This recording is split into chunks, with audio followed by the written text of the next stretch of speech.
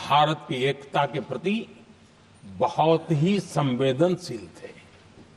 जीवन के भिन्न भिन्न क्षेत्र से आए हुए, देश के अलग अलग भूभाग से आए हुए सभी लोग इस बात के प्रति सजग थे और बाबा साहब अम्बेडकर जी ने चेताया था। मैं बाबा साहब का कोट पढ़ रहा हूं।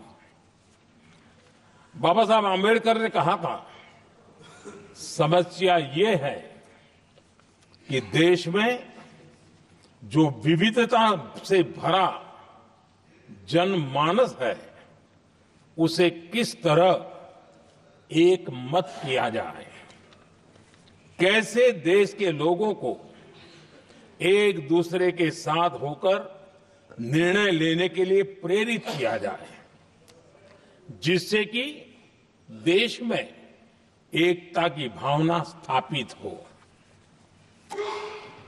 आदरणीय सभापति जी, मुझे बड़े दुख के साथ कहना है कि आजादी के बाद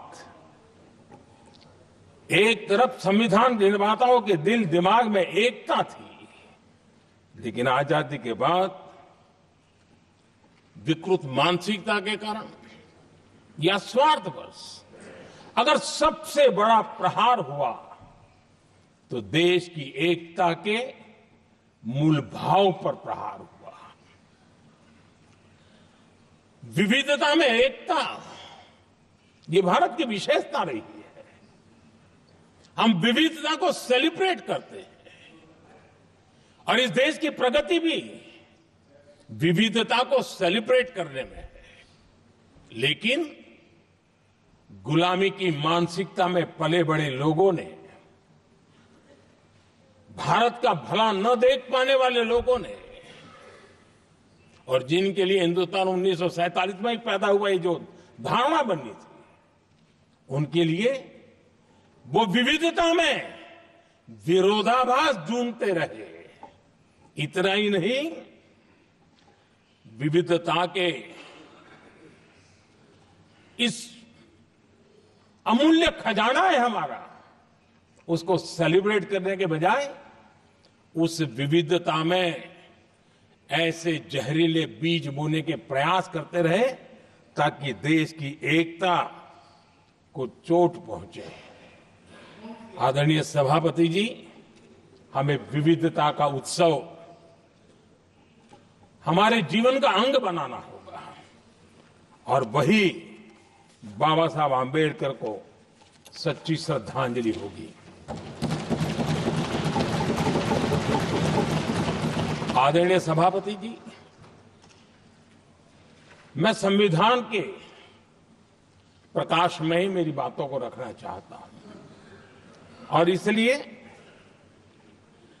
अगर आप हमारी नीतियों को देखेंगे, पिछले 10 साल देश की जनता ने हमें जो सेवा करने का मौका दिया है,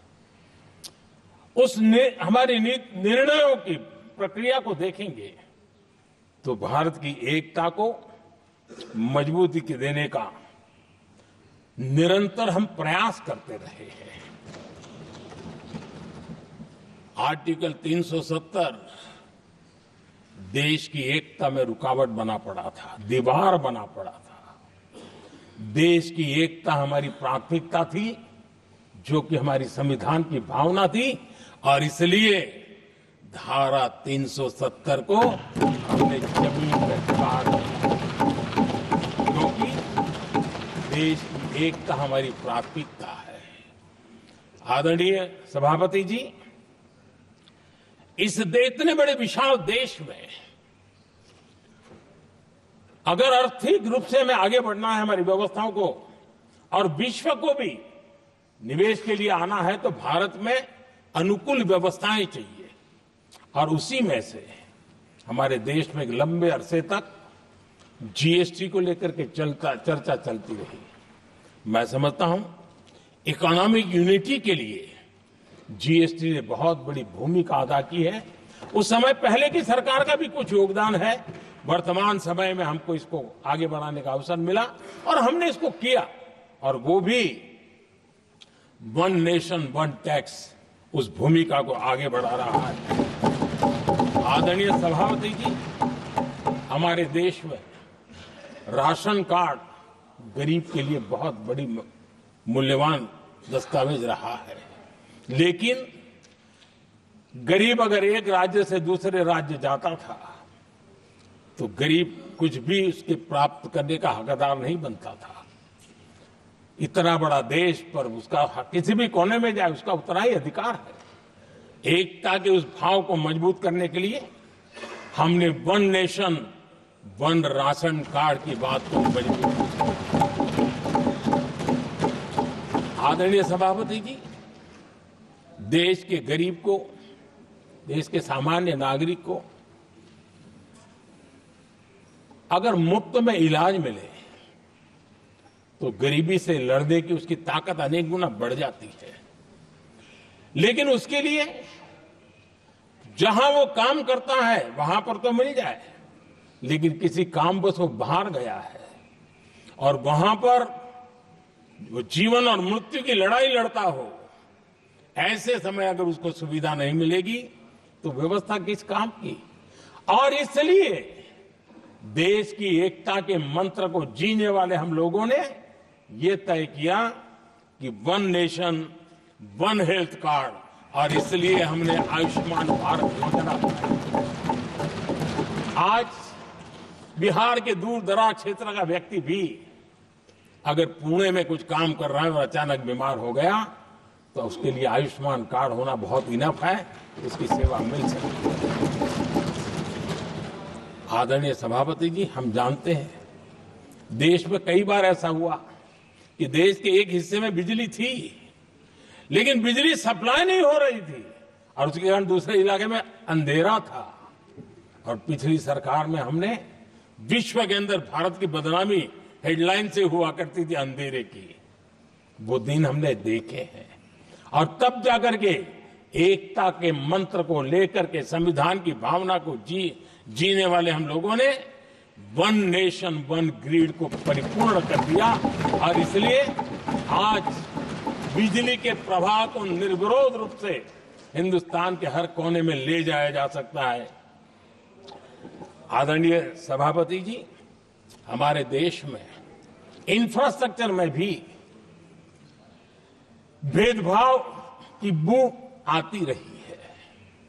हमने उसे मिटा करके देश की एकता को ध्यान में रखते हुए, एक संतुलित विकास को ध्यान में रखते हुए हमने उस भेदभाव, उस भावना को खत्म करके एकता को मजबूत किया। हमने नॉर्थ ईस्ट हो या जम्मू कश्मीर हो, हिमालय की गोद के इलाके हो या रेगिस्तान के सटे हुए इलाके हो, हमने पूरी तरह इंफ्रास्ट्रक्चर को एक सामर्थ्य देने का प्रयास किया है ताकि एकता के भाव को अभाव में से कारण कोई दूरी पैदा न हो, उसमें से बदलने का हमने काम किया। आदरणीय सभापति जी, युग बदल चुका है और हम नहीं चाहते हैं कि डिजिटल के क्षेत्र में हैव्स एंड हैव्स नॉट की स्थिति बन जाए। देश के लिए समान रूप से, और इसलिए दुनिया के अंदर बड़े गर्व के साथ हम कहते हैं कि भारत का जो डिजिटल इंडिया की जो सक्सेस स्टोरी है उसका एक कारण है हमने टेक्नोलॉजी को डेमोक्रेटाइज करने का प्रयास किया है। और उसी का भाग है ये हमारे संविधान निर्माताओं ने हमें दिशा दिखाई है कि हमने ऑप्टिकल फाइबर हिंदुस्तान की हर पंचायतों तक ले जाने का प्रयास किया है ताकि भारत की एकता को मजबूती देने में हमें ताकत मिले। आदरणीय सभापति जी, हमारा संविधान की अपेक्षा है एकता की, और इसी को ध्यान में रखते हुए हमने मातृभाषा के महात्म्य को स्वीकारा है। मातृभाषा को दबा करके हम देश के जनमानस को संस्कारित नहीं कर सकते, और इसलिए हमने न्यू एजुकेशन पॉलिसी में भी मातृभाषा को बहुत बल दिया है। और अब मेरे देश का गरीब का बच्चा भी मातृभाषा में डॉक्टर इंजीनियर बन सकता है, क्योंकि हमारा संविधान सबसे पीछे है, उनकी सबसे दरकार करने का हमें आदेश देता है। इतना ही नहीं, हमने क्लासिकल लैंग्वेज की दिशा में भी कई लैंग्वेजेज जो जिनका हक बनता था उनको हमने उस स्थान पर रख करके हमने उनका सम्मान किया था। देश भर में एक भारत श्रेष्ठ भारत का अभियान देश के एकता को मजबूत और नई पीढ़ी को वो संस्कारित करने का काम हमारी तरफ से चल रहा है। आदरणीय सभापति जी, काशी तमिल संगमम और तेलुगु काशी संगमम ये आज एक बहुत बड़ा इंस्टीट्यूशनलाइज हुआ है और समाज के निकटता को मजबूती देने का एक सांस्कृतिक प्रयास भी हमारा चलता रहा है, क्योंकि उसका कारण यही है कि संविधान की मूल धारा में भारत की एकता का महात्म्य स्वीकार किया गया है और उसको हमें बल देना चाहिए।